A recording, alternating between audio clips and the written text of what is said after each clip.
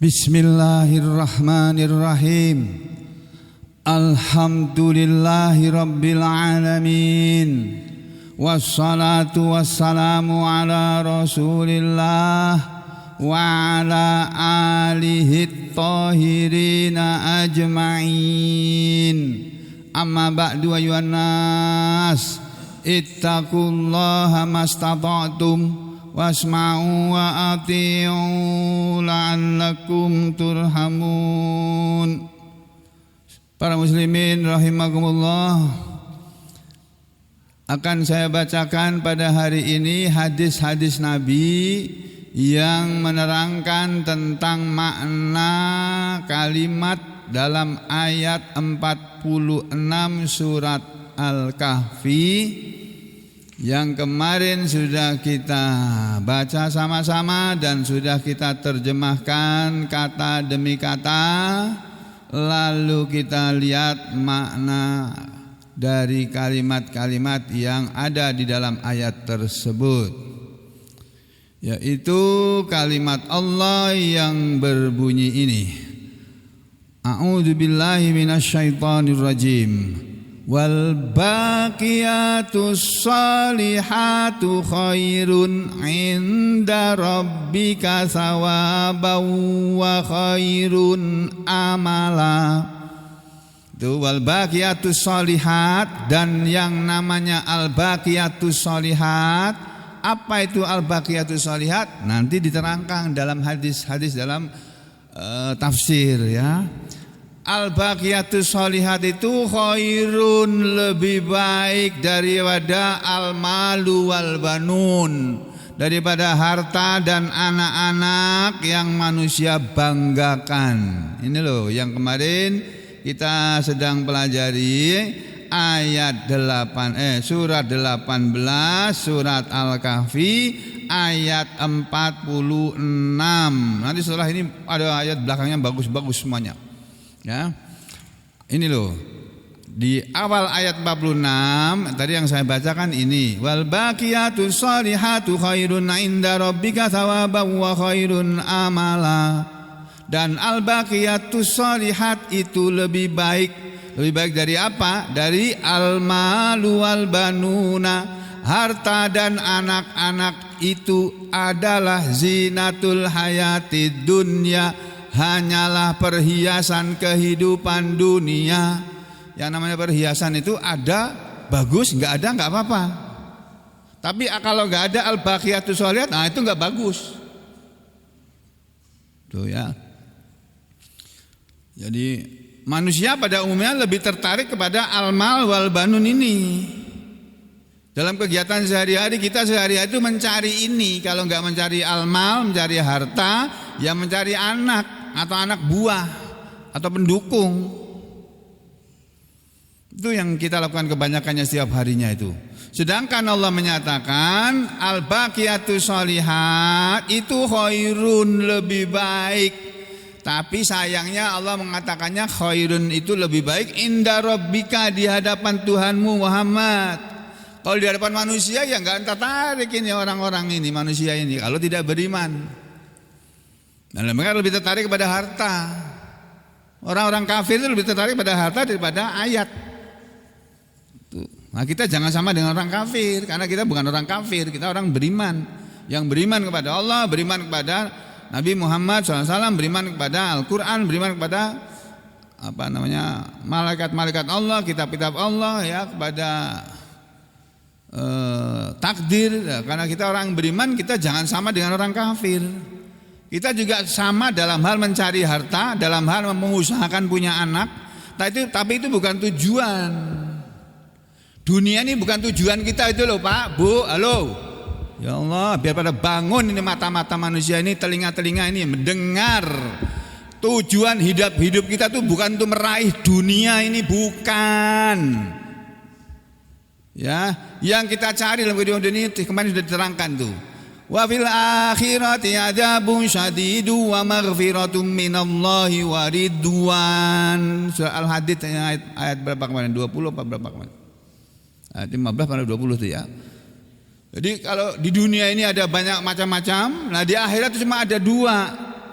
Ya, yaitu adzabun syadidun, adab yang dahsyat yang berat, wa maghfiratum minallahi wa ridwan, dan ampunan dari Allah dan keridhaan Allah. Kita hidup untuk mencari ampunan dari Allah karena kita ini banyak dosa, Pak, Bu. Masya Allah, Masya Allah. Naudzubillah min syarri dzalik. Baru tadi malam saya mendapat notifikasi dari HP, dengar cerita lagi viral ini. Ada seorang ustadz, naudzubillah min syarri dzalik, jangan sampai saya menjadi seperti itu. Seorang ustadz terkenal tukang ceramah di mana-mana. Kalau ada undangan Maulid Nabi mesti diundang ceramah. Ada perayaan apalagi diundang, bahkan menjadi tour leader salah satu jamaah umroh dan haji. Tapi apa yang dia lakukan? Naudzubillah min syarri dzalik, sudah saya disebut namanya. Ya, sedang diproses oleh kepolisian ini. Jadi menzinai santrinya. Astaghfirullahaladzim. Sejak umur 13 tahun, Masya Allah, sampai umur 21 tahun. Berapa tahun itu?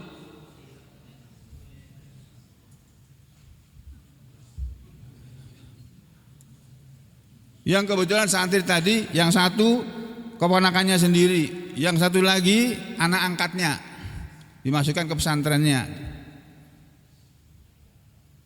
Tapi dizinai.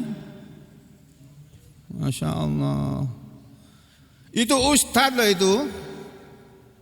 Loh, apalagi orang lain yang bukan ustadz. Lah ustadznya bisa salah kok, bisa keliru, bisa berzina segala. Naudzubillahi min syarri dzalik. Saya berlindung pada Allah dari semua itu. Kenapa? Ya karena wanita itu zina, perhiasan, al-hayatid dunya. Kemarin sudah diterangkan. Zuyyina lin-nasi hubbus syahawati minan nisa. Itu surah Al-Imran ayat 14 itu.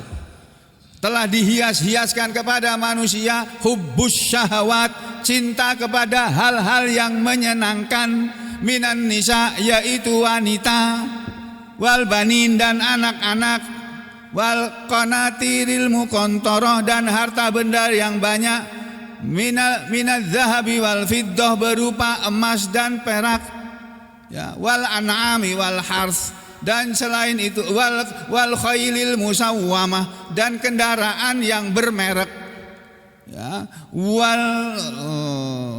wal an'ami wal hars, dan peternakan dan perkebunan, peternakan dan ladang atau kebun sawit, kebun anggur, kebun kurma. Itu manusia itu lebih cenderung kepada itu semua karena memang Allah menghiasi manusia dengan rasa cinta, rasa senang kepada itu. Cuma kita diajari oleh Allah, kamu jangan cinta kepada semuanya itu. Ada yang harus kamu ada yang harus kamu cintai yang melebihi daripada wanita, daripada anak, daripada harta, dari yang banyak, daripada perhiasan dunia ini. Ada. Siapa itu? Allah. Harus yang kita cintai melebihi segalanya. Apakah kita sudah bisa seperti itu? Kalau belum, berarti kita belum beriman, Pak, Bu. Masya Allah, dikiranya orang jadi orang beriman itu gampang. Berat. Orang beriman itu ibarat orang lari atau jalan tuh mendaki gini, Pak. Coba sampai kalau tukang lari nih, mana si Agus mana? Di Agus. Yang jago-jago lari ini mana? Saya dulu waktu masih SMA juga jago lari saya. Jago maraton, menang, ngalahkan orang Papua, lari. Naik, kalau lari menaik itu berat kakinya ini. Tapi kalau lari turun, enggak usah lari, gelundung sendiri kok kita. Ya. Lah orang beriman itu kata Allah itu ya sa'adu ilas sama, seperti orang yang berjalan menuju ke arah langit, ke atas. Jadi berat. Menjadi orang beriman itu berat. Hal-hal yang harus dijalani itu berat. Kecuali orang yang diringankan hatinya oleh Allah. Ngaji begini ini berat, Pak. Enggak semua orang bisa ngaji. Padahal cuma datang ke masjid, duduk, dengar sambil tidur kadang-kadang kok. Nanti habis itu dikasih makan pula kalau ada makanan. Kayak gitu aja enggak semua orang mampu loh. Apalagi ngomong seperti saya kayak begini ini butuh ilmu, ini perlu ilmu untuk bisa ngomong seperti ini. Saya dulu juga nggak bisa ngomong soal agama, nggak bisa saya. 20-30 tahun yang lalu tapi selama 20-30 tahun ini saya belajar terus. Sampai hari ini masih belajar, masih buka kitab-kitab, masih mendengarkan pendapat ulama-ulama lain, ceramah-ceramah orang ku dengarkan juga. Yang baik ku ambil, yang nggak baik, yang cocok aku buang. Ini nggak cocok aku ini begini. Ya. Jadi manusia itu lebih cenderung pada harta dan anak daripada al-baqiyatus sholihat. Padahal al-baqiyatus sholihat itu khairun inda rabbika thawaban, adalah lebih baik di hadapan Tuhanmu sebagai balasannya, sebagai ganjarannya. Ganjaran yang paling baik di hadapan Allah itu ya al-baqiyatus sholihat itu daripada ganjaran atau balasan dari Allah berupa harta dan anak.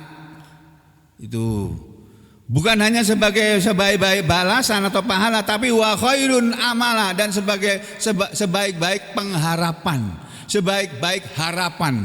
Harapan yang paling baik adalah harapan untuk mendapatkan al-baqiyatus sholihat. Apa itu al-baqiyatus sholihat? Nah, ini diterangkan oleh Imam Ibnu Katsir dalam kitab tafsirnya. Ini ya, pertama ini sudah disampaikan, al-baqiyatus sholihat itu adalah as-shalatul khamsu, salat 5 waktu, 1. Yang kedua, al-baqiyatus sholihat menurut Ibnu Abbas artinya kalimat subhanallah walhamdulillah wala ilaha illallah wallahu akbar. Ini bukan hanya Ibnu Abbas yang mengatakan seperti ini. Dulu Utsman bin Affan, sahabat Nabi, Sayyidina Utsman bin Affan, khalifah Rasulullah SAW yang ketiga, yang matinya dibunuh juga. Ya, beliau ini pernah ditanya oleh sahabatnya. Wahakada, dan begitu juga Su'ila pernah ditanya Amiril Mukminin, amirnya orang-orang beriman, pemimpin orang-orang beriman, yaitu Utsman bin Affan radhiyallahu an. Beliau ditanya tentang al-baqiyatus sholihat. Al-baqiyatus sholihat dalam Al-Qur'an ada hanya satu kata loh dalam Al-Qur'an yang bunyinya seperti ini. Dalam Al-Qur'an yang 6.000 ayat lebih itu cuma satu kalimat ada dalam ayat ini, yang di ayat lain enggak ada. Utsman bin Affan ditanya, "Mahia, apa itu al-baqiyatus sholihat?" Maka Utsman bin Affan menjawab, "Dia yang namanya al-baqiyatus sholihat adalah la ilaha illallah, ucapan la ilaha illallah wa subhanallah walhamdulillah wala wallahu akbar wala haula wala quwata illa billah." Ini yang ketiga, ini ya, ada tambahan la haula wala quwata illa billah. Lalu ada lagi ini hadis yang kemarin saya akan sampaikan. Ada hadis rawahu al-Imamu Ahmad. Hadis yang meriwayatkannya adalah Imam Ahmad. Beliau mengatakan amba'ana Abu Aqil, telah mengabarkan kepada kami guru kami yang bernama Abu Aqil, annahu, bahwasanya dia Abu Aqil sami'a, telah mendengar Al-Haris, orang yang bernama Al-Haris. Siapa dia? Maula Utsman, bekas budaknya Utsman bin Affan radhiyallahu an. Ya, Utsman bin Affan punya budak, mudanya dimerdekakan, diajari ngaji, itu dimerdekakan. Yaqulu, dia berkata, si budak bekas budaknya Utsman bin Affan, dia mengatakan jalasa Utsman yauman, duduklah Utsman bin Affan yauman, pada suatu hari, wa jalasna ma'ahu, dan kami pun duduk bersamanya. Faja'ahul muadzin, lalu datanglah muadzin, karena datang waktu sholat, muadzin datang untuk azan. Fada'a, lalu memintalah Utsman bin Affan bima'in fi ina'in, meminta air dalam wadah air, dalam bejana, dalam tempat air. Adzunuhu, aku mengira dia, kata maulanya Utsman ini, bekas budaknya Utsman, dia mengatakan adzunuhu, aku menyangka, annahu, bahwasanya sayakunu fihi muddun, akan ada pada wadah tadi air sebanyak 1 mud. Betul, diambilkan air 1 mud aja, 1 mud 1 kaleng susu Indomelok itu loh, sekitar itu. Air segitu itu sudah cukup untuk wudhu. Tuh. Fatawaddoa, lalu berwudulah Utsman bin Affan. Tsumma qala, kemudian beliau berkata, ra'aitu, aku pernah melihat Rasulullah sallallahu alaihi wasallam, ya, aku pernah melihat Rasulullah sallallahu alaihi wasallam, kata Utsman bin Affan, melihat beliau Rasulullah ngapain? Ya tawaddu, beliau berwudu, sedang berwudu, wudu ihada, seperti wuduku ini. Nah, ini tata cara berwudu yang diajarkan Utsman, kita sudah baca dalam kitab fikihnya ya. Tsumma qala, kemudian setelah berwudu seperti wuduku ini, beliau Rasulullah SAW bersabda begini. Beliau bersabda begini, man tawaddoa, barang siapa berwudu, wudu'i hada, seperti wuduku ini. Jadi kita berwudu juga harus meniru Rasulullah SAW. Rasulullah SAW kalau berwudu itu bagaimana? Kita ikuti caranya beliau. Mulai dari kumur-kumur sampai, mulai dari cuci tangan sampai kumur-kumur sampai membasuh kedua kaki. Siapa yang berwudu seperti wuduku ini, tsumma qoma, kemudian dia berdiri, fasholla, lalu dia sholat apa? Sholat zuhri, sholat zuhur. Ghufira lahu, diampunilah untuknya makana bainaha, dosa apa saja yang ada bainaha, antara sholat zuhur wa baina subhi, dan antara sholat subuh. Sekarang kita sudah selesai sholat subuh, nanti kita akan sholat zuhur. Di antara subuh dengan zuhur kadang-kadang kita berbuat salah, ngomong nggak bener, ngomong bohong misalnya, atau bicara yang nggak pantas, atau ngomongin orang, jelek-jelekin orang, berdosa kita. Lalu kita kata Rasulullah, siapa yang berwudu seperti wuduku ini lalu dia sholat duhur, diampunilah untuk dia dosa yang ada antara duhur dengan subuh.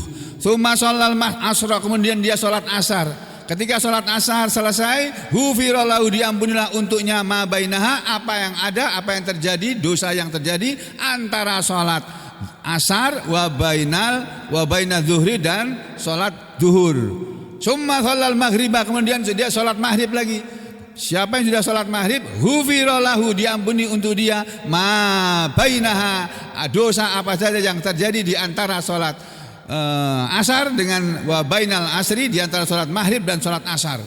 Summa, kemudian sholat isya, dia sholat isya. Ketika sholat isya sudah selesai, ghufira lahu, diampunilah untuk dia dosa ma apa saja yang bainaha, antara sholat maghrib, antara sholat isya wa bainal maghrib, dan antara sholat maghrib. Jadi ketika kita habis sholat maghrib duduk-duduk tuh, ibu-ibu ada yang duduk-duduk di belakang sana, bapak-bapak duduk di luar sana biasanya. Anak-anak main bal-balan sana, main bola, dibiarin aja nggak ditegur. Ada Mang Hamlin yang negur, berhenti, masuk masjid sini ngaji. Itu Mang Hamlin galak sama anak-anak gitu, boleh dikasih tahu. Maghrib di masjid main bola lagi, lari-lari, ngapain itu? Itu dilarang oleh Rasulullah. Ya, jadi kemudian dia sholat maghrib.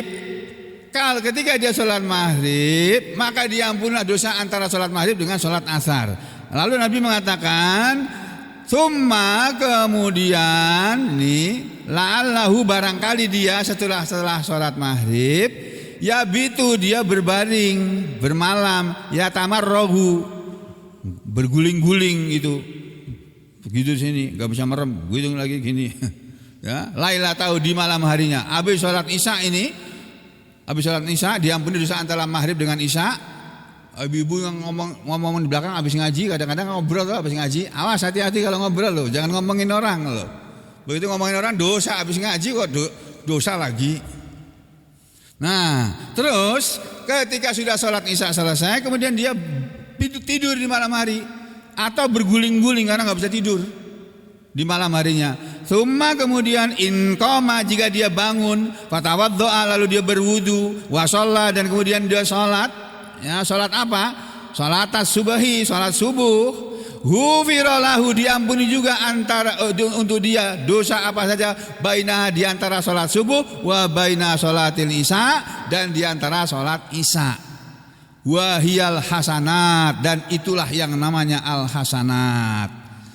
Ya, yang dimaksud dengan wa hiya al hasanatu yudhibnas sayyiat. Ini ada ayat berbunyi seperti ini.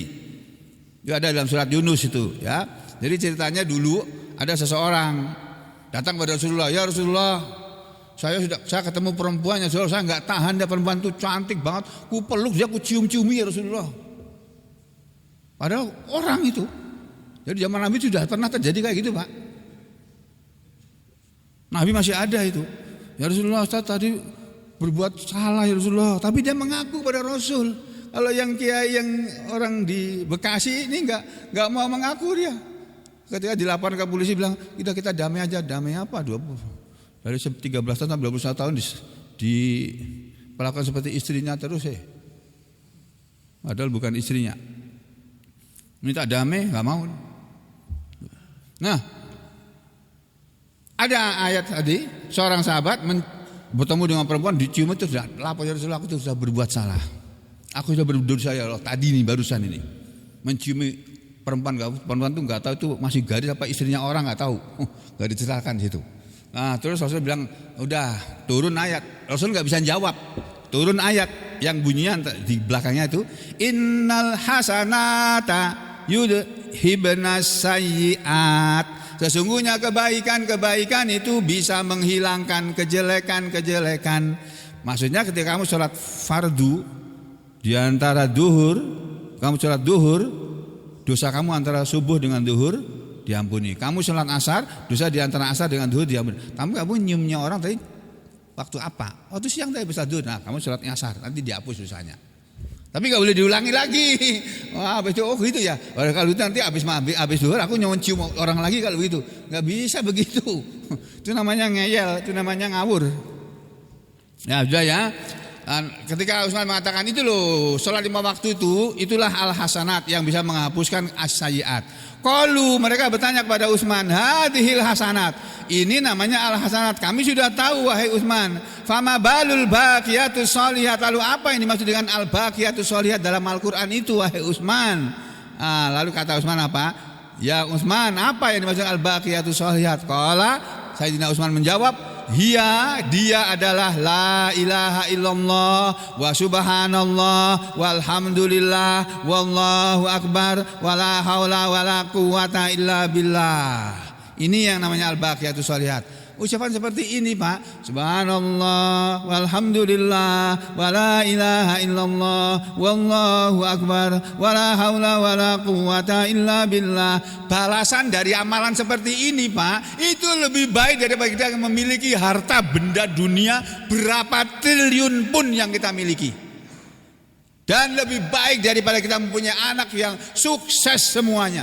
Lebih baik begini ini. Itu Islam mencoba menarik perhatian manusia kepada ini.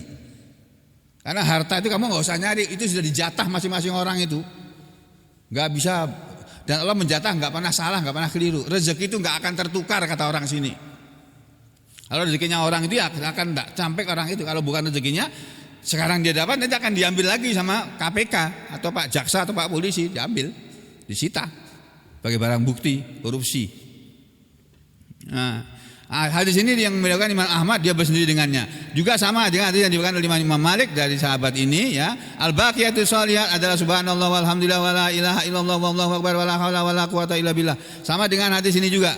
Ada lagi yang mengatakan al-baqiyatus sholihat menurut Sa'id bin Musayyab, dia adalah as-shalatu wasyam, salat dan puasa. Itu juga al-baqiyatus sholihat. Selain subhanallah walhamdulillah wala ilaha illallah wallahu akbar wala haula wala quwata illa billah. Salat 5 waktu juga, siam, puasa Ramadan maupun puasa sunat, itu juga al-baqiyatus sholihat. Ketika ada orang ditanya, Sa'id bin Musayyab ditanya, menurut kamu al-baqiyatus sholihat dalam Al-Quran itu artinya apa? Oh itu puasa, salat dan puasa. Qala, berkatalah siapa namanya, Sa'id bin Musayyab, ketika dia bertanya kepada Umaroh qala berkata, sa'alani telah bertanya kepadaku guruku Sa'id bin Musayyab yang bernama Sa'id bin al-Musayyab, ini tabi'in nih. Dia ditanya, kamu tahu enggak apa itu al-baqiyatus sholihat? Dia menjawab, as-shalatu wasyam, salat dan puasa. Qala Sa'id bin al-Musayyab menjawab, lam tusib, belum pas, belum tepat. Jawaban itu salah gitu gampangannya. Fakultu, lalu aku menjawab lagi, az-zakatu wal haji, kalau begitu zakat dan haji itu al-baqiyatus sholihat. Faqala, lalu menjawablah Sa'id, lam tusib, belum tepat kamu jawabannya. Walakinnahunna, akan tetapi yang namanya al-baqiyatus sholihat adalah al-kalimatu, kalimat-kalimat ini. Al-khamsu, 5 kalimat. Apa itu? 1 la ilaha illallah, 2 Allahu akbar, 3 subhanallah, 4 alhamdulillah, 5 la haula wala quwata illa billah. Jadi kita banyak-banyak mengucapkan ini daripada ngomong yang enggak karu-karuan, enggak jelas, itu lebih baik. Tapi banyak di antara kita enggak sadar, enggak ngeh gitu. Ya, ini pelajaran buat kita semuanya ya. Masih ada lagi nih Pak, saya sampaikan lagi. Ini ada lagi yang disampaikan oleh Ibnu Jurayd, ya sama. Ini sama ini. Al-baqiyatu sholihah la ilaha illallah wallahu akbar wa subhanallah wala haula wala quwata illa billah. Juga sama juga disampaikan oleh Mujahid ini. Subhanallah walhamdulillah wala ilaha illallah wallahu akbar. Sama juga yang diriwayatkan dari Abdul Razak. Dia mengatakan al-baqiyatu sholihah adalah la ilaha illallah wallahu akbar walhamdulillah. Kemudian wa subhanallah hunnal baqiyatus sholihat. Ibnu Jarir juga begitu. Imam Ibnu Jarir mengatakan bahwa al-baqiyatus sholihat itu adalah sama ini ya. Dia berdasarkan hadis dari Rasulullah SAW. Qala Rasulullah SAW, subhanallah walhamdulillah wala ilaha illallah wallahu akbar. Itu minal baqiyatus sholihat, termasuk al-baqiyatus sholihat. Enggak pakai la haula wala quwata illa billah dalam hadis ini ya.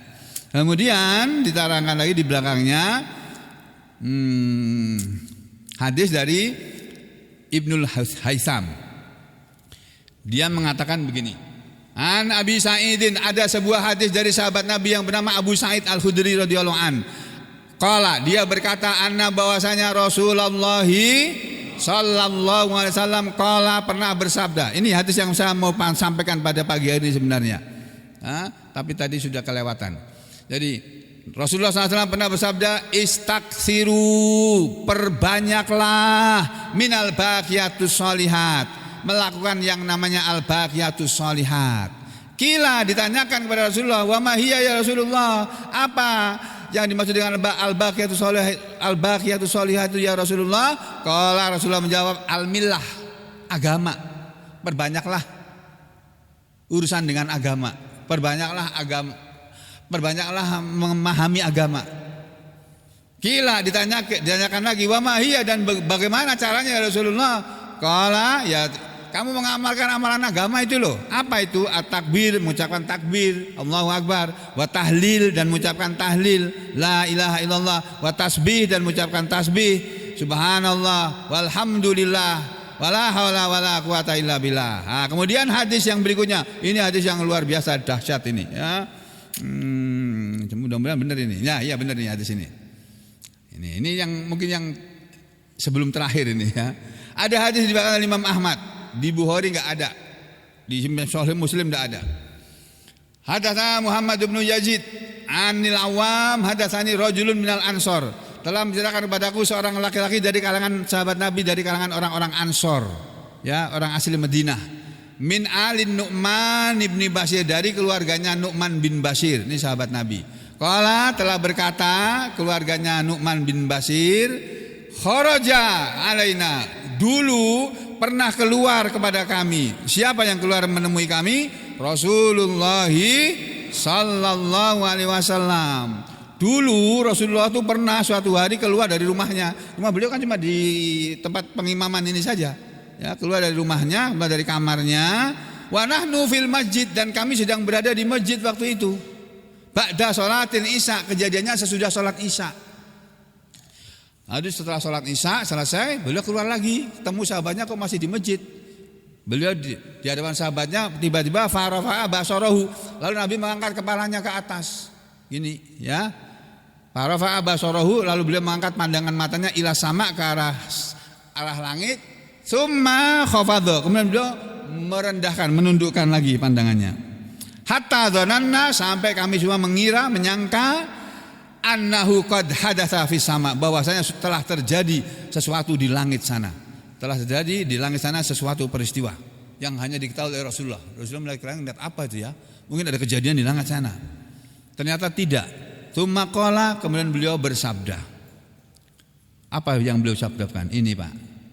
Ini untuk pegawai negeri, untuk para anggota TNI, untuk para anggota Polri, untuk para anggota Dewan yang terhormat, untuk para pejabat-pejabat negara. Ini perhatikan hadis ini. Dan untuk seluruh rakyatnya juga. Apa kata Nabi? Setelah beliau melihat ke atas gini, terus menunduk, lalu beliau bersabda, Ama, ketahuilah, ingat-ingatlah, innahu, sesungguhnya saya kunu akan ada ba'di, sepeninggalku nanti, setelah aku tidak ada lagi di dunia ini, kata Nabi, nanti akan ada umaro, para pemimpin-pemimpin, para amir-amir. Ya pemimpin-pemimpin ya bisa panglima, bisa kapolri, bisa presiden, bisa menteri, bisa gubernur, bisa bupati, wali kota. Yang mereka itu, kata Nabi, para pemimpin tadi itu yukadzibun, pemimpin-pemimpin nanti akan ada sepeninggalku pemimpin-pemimpin yang yukadzibun, mereka suka berbohong. Masya Allah, ternyata benar sekarang ini nih waktunya ini. Banyak pemimpin yang suka berbohong. Wa yadzlimun, dan mereka suka berbuat zalim. Nih, nanti akan ada pemimpin-pemimpin manusia ini yang suka berbohong dan suka mendolimi rakyatnya. Harusnya menurut Undang-Undang 45 ayat 33 pasal 33 itu ya, bahwa kekayaan negara ini dipergunakan untuk sebesar-besar kemakmuran rakyat. Ini tidak dijalankan itu undang-undang itu. Padahal itu UUD itu, ujung-ujungnya duit, undang-undang dasar, ujung-ujungnya duit, undang-undang dasar itu tidak dijalankan itu. Bukan digunakan untuk sebesar-besar kemakmuran rakyat, tapi digunakan untuk sebesar-besar kemakmuran pejabat dan konglomerat. Itu yang terjadi. Apa kata Nabi? Nanti akan ada pemimpin yang suka berbohong kepada rakyatnya dan suka mendolimi rakyatnya. Mestinya rakyat disejahterakan, ini enggak ditarik pajak. Ini baru saja saya mendapat keluhan dari pasien. Aduh, ini bapaknya kepala pusing. Kenapa? Tadi habis pertemuan dengan pejabat tinggi Kalteng ini. Semua pengusaha yang punya sawit, yang punya alat berat dikumpulkan. Mau dirubah peraturannya, disuruh setor pajak lagi. Yang namanya heksa alat berat itu, nanti pajaknya itu tiap tahun. Dan berapa pajaknya? 300 juta setahun. Apa ramumet nih Pak? Nah kalau pajaknya, kalau alat beratnya disewa dipakai, mending nganggur, nggak ada yang nyewa karena nggak ada perusahaan yang buka lahan. Ya lama-lama habis itu heksa itu yang harganya miliaran itu. Ya, jadi kata Nabi nanti akan ada pemimpin yang suka berbohong dan suka mendolimi rakyatnya. Faman soddaqahum, maka siapa saja yang soddaqahum, membenarkan pemimpin-pemimpin yang suka berbohong itu tadi, yang membenarkan bikadzibihim, dengan kebohongan mereka, wa mala'ahum, dan dengan menggauli mereka, ya, menyetujui kepada ala zulmihim, kepada perbuatan dolimnya mereka, maka orang yang membenarkan pemimpin yang pembohong dan menggauli pemimpin dan menyetujui perbuatan dolimnya, falaisa minni, maka dia bukan dari golongan aku, wala ana minhu, dan aku bukan dari golongan dia. Saudara, walaupun KTP-nya Islam, tiap hari sholat 5 waktu, waktunya haji pergi haji, waktunya umroh berangkat umroh, tapi membenarkan pemimpin yang kayak begini, Nabi bilang dia bukan dari golonganku, aku bukan dari golongan dia. Mau apa sampai di akhirat sana nanti? Dia dianggap oleh Nabi sebagai umatnya kok. Itu kalau membenarkan pemimpin yang pembohong tadi. Waman lam yusaddiqhum, dan siapa yang tidak membenarkan kepada mereka para pemimpin tadi, bikadzbihim, dengan kebohongan mereka, walam yumalihum, dan tidak menggauli mereka, tidak membenarkan kepada mereka, dia memenuhi atau membenarkan perbuatan dolim mereka, fahuwa minni, maka dia adalah termasuk golonganku, wa ana, dan aku minhu, bagian darinya.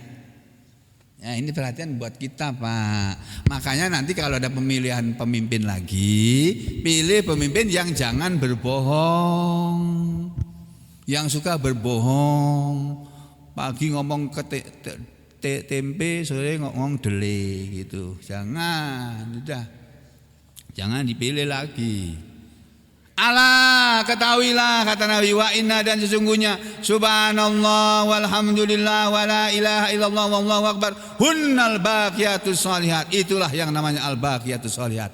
Jadi saudara sekalian, lebih baik kita menyibukkan diri kita dengan beribadah kepada Allah, ya, menyibukkan diri kita untuk menunaikan sholat 5 waktu, menyibukkan diri kita membaca Al-Quran, memahami Al-Quran, berzikir dengan zikir-zikir 5 kalimat ini tadi, subhanallah walhamdulillah wa la ilaha illallah wallahu akbar wa la haula wa la quwata illa. Diperbanyak melakukan itu lebih baik balasannya di akhirat nanti setelah kita mati, daripada kita hidup mempunyai harta yang banyak sekali, anak yang sukses semua, tapi nggak pernah beramal dengan amalan ini. Paham? Alhamdulillah, aku qouli hadza, astaghfirullah li wa lakum. Allahumma taqabbal minna innaka antas samiul alim wa tub alaina innaka antat tawwabur rahim. Wa sallallahu ala Muhammadin wa ala ali Muhammad walhamdulillahi rabbil alamin.